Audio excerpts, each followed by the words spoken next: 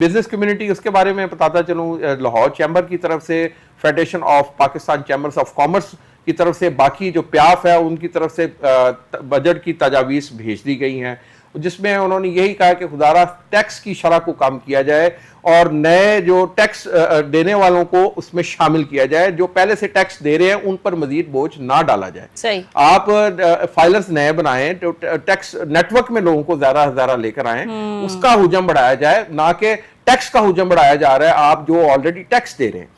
बाकी इस टाइम बिजली की कीमतों में कमी का मुतालबा किया बिजनेस कम्युनिटी ने कि बिजनेस की कीमतों में मजीद कमी की जाए।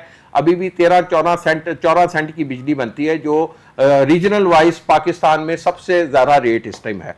आप साउथ एशिया में अगर जाएंगे तो साउथ एशिया में अगर देखेंगे तो सबसे ज्यादा जो बिजली की कीमतें हैं वो सिर्फ और सिर्फ पाकिस्तान की हैं। बाकी ममालिक ऐसा ही है। हाँ जी डॉक्टर साहब, बाकी ममालिक में इसीलिए तो यहाँ की जो सनतें हैं वो बंद पड़ी हैं, इसीलिए यहाँ की ताजिर बरादरी जो है वो आए दिन मुतालबा करती है कि बिजली की कीमतों में जो है वो कमी होनी चाहिए, पेट्रोल की कीमतें नीचे आनी चाहिए। आलमी जो है मार्केट में कीमतें अगर सही हैं, बैलेंस्ड हैं, तो फिर पाकिस्तान में क्यों नहीं है? और इसमें इतना टैक्स वसूल करना और बेजा टैक्स जो है वो हम देते हैं, और इतना ज्यादा टैक्स देते हैं। खाना कुछ खाने चले जाएं, हम सड़क पे चलें, हम पानी की बोतल लें, हम कोई चीज लें, हमें टैक्स पे टैक्स जो है वो यहाँ पर पे करना पड़ता है। तो सरकारी मुलाजिम को तो यहाँ तक भी जो है वो फैसिलिटेट किया जाता है कि उनके पेट्रोल का खर्चा, उनके घर के रेंट, 22वें ग्रेड के जो अफसर है वो याशी कर रहे हैं, मतलब उनके जो है वो घर घर दिया जाता है। हाँ बिल्कुल ऐसे ही है। 17 ग्रेड से ऊपर जो है वो आपकी मौजें ही है ना, 18वें ग्रेड से ऊपर, तो वहां पर जो है वो ये सारे अफसरान जो है वो घर भी इनको मिले हुए हैं, इनके पेट्रोल भी जो है वो हुकूमत बर्दाश्त करती है, तो इनके पता नहीं बच्चों की फीसें भी हुकूमत जो है वो देती है। तो ये इतना मतलब लाड प्यार से पाला जाता है एक सरकारी अफसर को, तो ये सरकारी अफसर कोई ऐसे लगता है कि कोई दूसरी मखलूक है पाकिस्तान में कि जिसको इतना प्रोटोकॉल मिल रहा है, और एक बंदा जो इनसे ज्यादा जो है वो काम कर सकता है, उसे एक प्राइवेट ऑर्गेनाइजेशन में जो है वो सिर्फ 20 से 30 हजार रुपया जो है वो सैलरी दी जाती है, और महंगाई इस कदर है कि वो 20 से 30 हजार में घर के रेंट भी दे रहा है, वो बिल भी दे रहा है, वो आने जाने का फ्यूल भी निकाल रहा है, क्योंकि प्राइवेट कंपनियां तो फ्यूल नहीं देती, प्राइवेट कंपनियां तो आपको जो है वो फैसिलिटेट नहीं करती इलाज के हवाले से, प्राइवेट कंपनियां तो जो है वो आपको अकोमोडेट नहीं करती, आपके बच्चों के लिए जो कोई ग्रांट वगैरह नहीं देती। तो प्राइवेट कंपनी में काम करने वाले बंदे का जो है वो क्या कसूर है?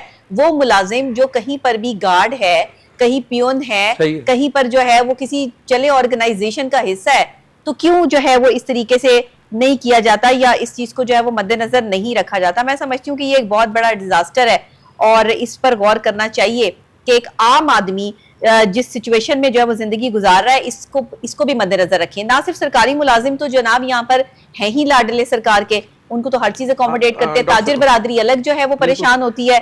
बजट में ताजिर बरादरी के हवाले से भी तो मुशावरत जो है वो रखनी चाहिए ना इनको। अभी हमें ज्वाइन किया है जकी जाज साहब ने, जो नाइब सदर हैं FPCCI के, ऑन कॉल हमारे साथ मौजूद है। अस्सलाम वालेकुम। जी जकी साहब, बहुत शुक्रिया कि आपने हमें ज्वाइन किया। मुझे बताइएगा कि जून में बजट आ रहा है, और ये बजट जो है वो कहा यह जा रहा है कि अवाम दोस्त बजट होगा, ताजिर बरादरी इस पर जो है वो किस तरह इजहार ख्याल करती है, और आप इससे कितने जो है वो मुतमईन हैं? जी बहुत शुक्रिया आपका प्रोग्राम में इनवाइट करने का। सबसे पहले आपके प्रोग्राम के तवज्जुह से जो कल एक इवेंट हुआ हमारी कैबिनेट में और 24 करोड़ अवाम ने, जो हमारे सफरसदार है जनरल सैयद आसिम मुनीर साहब को फील्ड मार्शल के ओहदे पर तरक्की दी है। जी बिल्कुल, मैं समझता हूँ ये मुल्क का सबसे बड़ा फौजी ओहदा है और ये एजाज है। उन्होंने हालिया जो फौजी कार्रवाइयां जो की है, और खास तौर पर ऑपरेशन बुनियाने अल मरसूस की कामयाबी और क़यादत पर उनको ये एजाज दिया गया। ये पाकिस्तान की तारीख में दूसरे शख्स हैं जिनको ये एजाज मिला है। इससे पहले जनरल अयूब खान को 1954 में मिला। जी, तो मैं समझता हूँ कि ये बहुत बड़ा एक एजाज है उनके लिए और हमारे लिए। अब मैं आपके जो सवाल है बजट का, तो देखिए अभी बजट के हवाले से बहुत सी कंफ्यूजन है। जैसा कि जो मेरे नॉलेज में है कि टैक्स बेस को अभी बढ़ाने पर भी फोकस नहीं है, टैक्स बर्डन के ऊपर ज्यादा फोकस है। जो ऑलरेडी टैक्स है फॉर एग्जांपल जो 4 या 5 मिलियन जो टैक्स पेयर शामिल है ऑलरेडी, जी। उनके ऊपर बर्डन डालने का फैसला किया गया।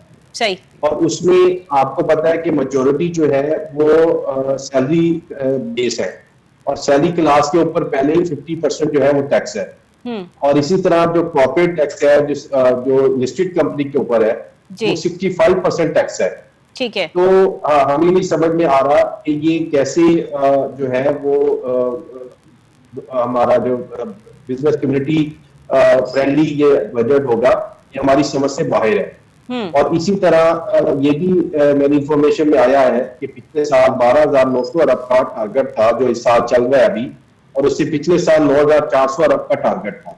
ठीक है। और इस साल अभी तक तकरीबन एफडीआर जो है 800 से 1000 के डिफिसिट के अंदर। तो और अभी तो जी उससे भी कम है। और अभी की जो मेरे नॉलेज में आया है कि इस तादाद को IMF ने कहा कि और बढ़ाया जाए। और हमें नहीं समझ में आ रहा है कि इस वक्त जो पाकिस्तान की जो इकोनॉमी है वो इस वक्त माइनस के अंदर गई हुई है। इस वक्त जो ग्रोथ रेट है, इन्फ्लेशन का जो ग्रोथ रेट है वो 0.3% है।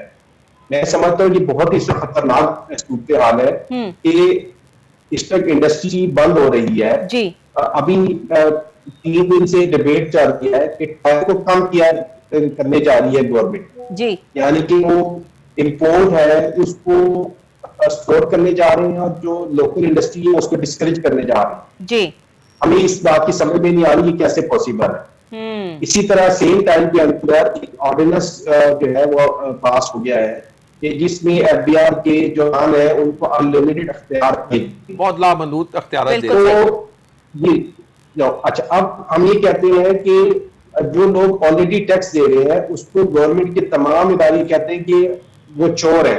वो चोर नहीं है, और वो है जो टैक्स में इस वक्त नहीं है सिस्टम के अंदर, वो चोर है बेसिकली। सही, बिल्कुल सही है। और जो ऑलरेडी टैक्स दे रहा है उसको कैसे चोर कह सकते हैं? सही बात है, बिल्कुल ऐसे ही है जो टैक्स दे रहा है। अच्छा, मुझे ये बताइएगा कि ये हमेशा एलिगेशन लगती है ताजिर बरादरी पे कि टैक्स दे रहे हैं लेकिन उतना नहीं दे रहे जितना इनका जो है वो टैक्स बनता है।